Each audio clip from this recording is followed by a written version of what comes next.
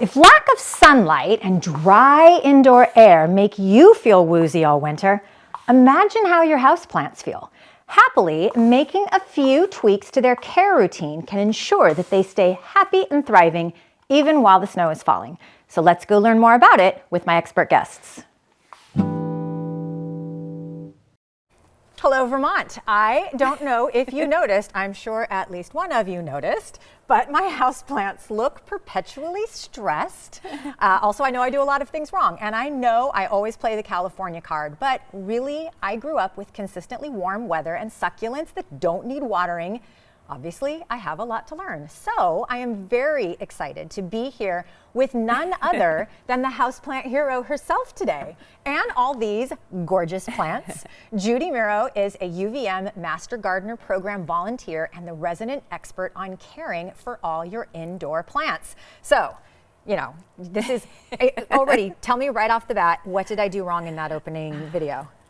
Throw away your spray bottles. Throw away your spray bottles. Throw them away, everybody. There you go. So see, I actually think that this is how I show my bona fides for I'm not the expert, here's our expert. Judy, tell us about your houseplant collection at home. You have more than 100 houseplants? Oh, yeah. And I'm not gonna confess how many I actually have because I'll probably get thrown out of my house, but between home and the office and everywhere else, I have, we'll just say over 100. And over 100. I started amazing. my collection at 9 years old, so it's, oh, wow. Yeah, so it's grown from there. Yeah. Okay, so yeah. she knows of which she speaks, and she is going to help us understand all of the ways that we take care of our plants in the wintertime. And before we get started, so tell us a little bit about the Master Gardener Program, because the fact that there is, for example, like a helpline, what a lifeline to struggling gardeners all times of year. Tell us about what Absolutely. you guys do. So we have the UVM Extension Master Gardeners run our helpline,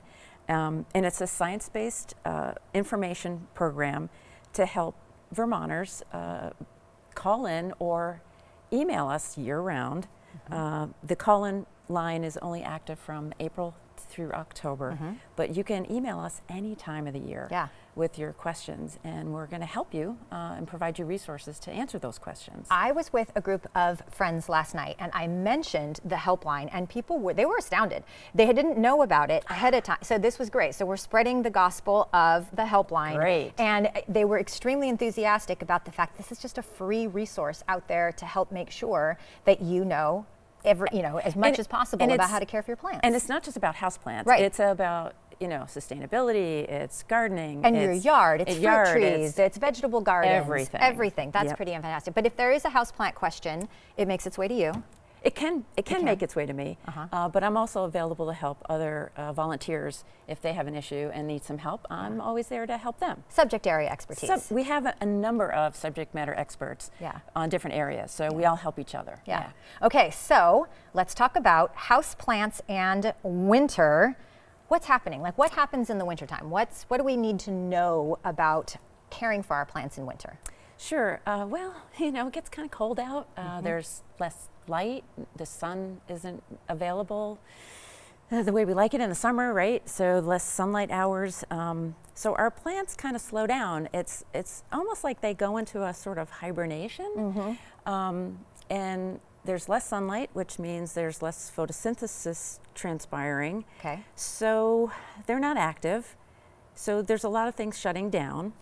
So we have to think about that and stop treating them like they're actually active mode. So we have to stop watering the way we water in summer and stop doing a lot of things like fertilizing actively. So we have to kind of, if they're slowing make adjustments. down, we have to make That's adjustments. interesting. It's almost like thinking about, think of the plant like a little athlete, right? Its needs have changed. It is no longer competing. It's no longer like, oh, gotta go, gotta go, gotta go. So we don't have to give them quite the same levels of nourishment and hydration. Right. Okay, all right, I can work with that. So let's actually start with, actually no, because you were gonna make a point about the fact that houseplants are not cold hardy plants. That's a big point about the winter. So, these guys, like some of the examples I brought with me today, they don't grow naturally in Vermont, right? Right. So, we've got some plants from West Africa, South Africa, more tropical. Central South America,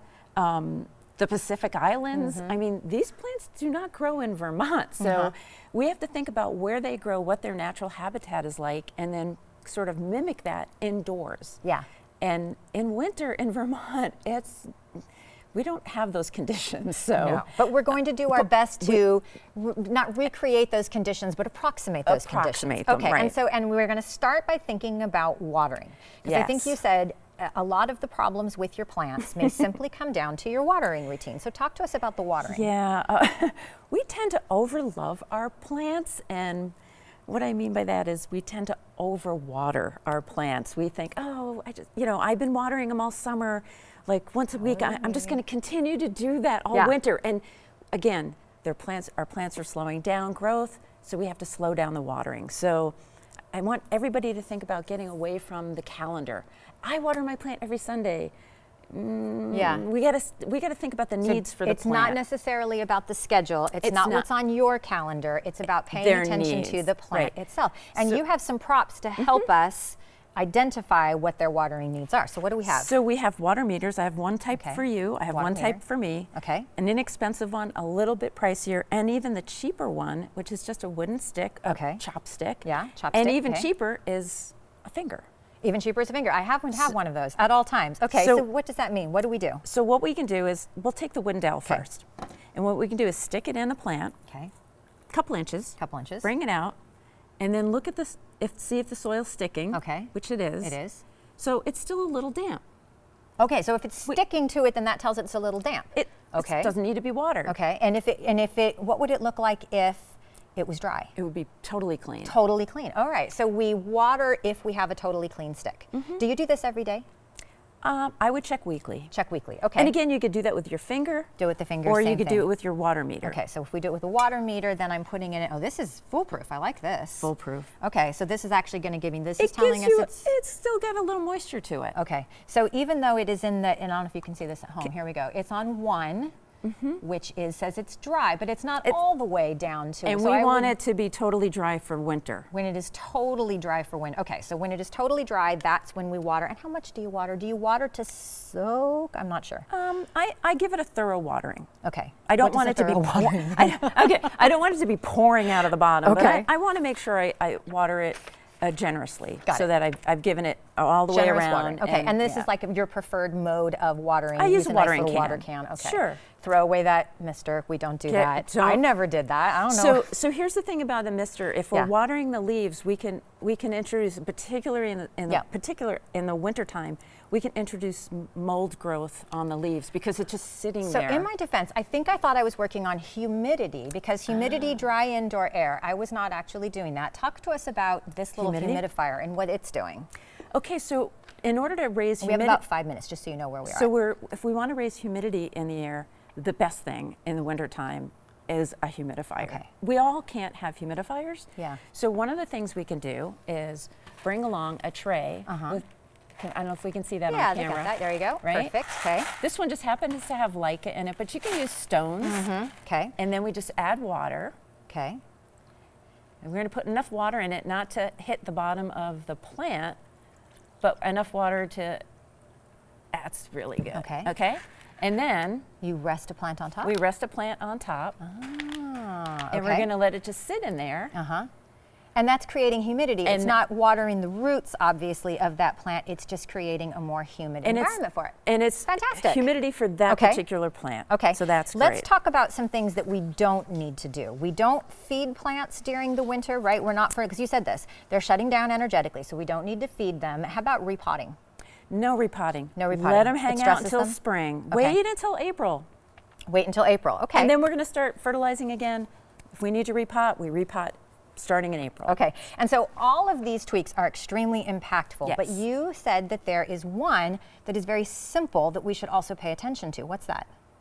Plant placement, right? Oh, plant placement. And you can see what I've done here. I'm grouping plants together to also add some humidity. And if you've got plants right next to a window, let's bring them back at least 3 inches so that that cold draft doesn't touch those plants. Keeping them out of drafts. Out of drafts. Okay, so away they from want light, get them Get to them a towards window light. for light, but not directly next to the window where they're going to get Right, chilled. and also keep them away from a heat source. So if you've got a wood stove or you've got heat blowing out of a vent, just move them a little bit away from that too. You don't want that direct draft. And let's talk a little bit about then daily care. So daily care, you have a sponge. What do you like to do? And what's your routine? Okay, so little cleaning. We have about 3 minutes. We're not fertilizing. We're not watering. Now's the time to go around and inspect our plants for insects and get the dust off them, because they need to have dust-free leaves so they can nice and, provide for that photosynthesis, that right? feels like a nice winter ritual for you as well as the plant. And what is this right here, Judy? Oh, so that's another thing. So that tacky mat is sticking I to your touched it. It's finger. sticking to my finger. Okay. So there's all kinds of tacky mats, but they're great to place in your plants to just, it's an indicator to find out if you've got pests lurking. Got pests. Okay. So they're really inexpensive. If you have a lot of houseplants like I do, they're great indicators to just check out. So if you've part got of pests. daily routine to do a little bit of that plant wiping. Nice time to also take a look and see whether or not you have any Inspect for pests, plants. etc., that you would want to take care of. What if you do see pests? Anything you need to do? Call the helpline. Okay. All right. Get Last some good thing. advice. Okay, so when you brought all these plants in here today too, I do this wrong. You had some of them in boxes because something else, you go to the nursery, you get a new plant, you want to refresh the house a little. What do we need to think about when we're transplanting or transporting our plants? Transporting, right. So you don't want to spend a lot of money on a plant and then only to bring it home in a plastic bag and have it die on you because this thin tissue got frostbite. So wrap it up in paper, put it in a box, seal it up, and then make sure your car has been pre-warmed because you want a nice warm car to put it in, and then bring it home. Yep. Yeah. Okay, so we're going to take very good, tender care of our plants. It is so obvious why you are the houseplant hero. But if folks still have questions, what should they do? Let's get to the helpline and visit our website, the uvm.edu Master Gardener, and then click on the links provided. You can go to the gardening support helpline link, or again, you can submit a question to us on the helpline, and we're happy to help you year-round. Yeah, just remember that at this time of year, there's not going to be someone who's answering telephone calls, but certainly, and if you're sending in an email, is it helpful to do things like take pictures and send pictures we're of happy what's to, happening with your plants? please send pictures in. We love the pictures. They're super helpful. Yeah. Well, parting words of wisdom. Any final tips for those of us who are working on, oh, sorry, actually, you know what? Never mind. I thought I had another second, but I do not have enough seconds. We're going to go ahead and move right on out of here. So, Judy, thank you so much for joining me today. As always. It has been my pleasure.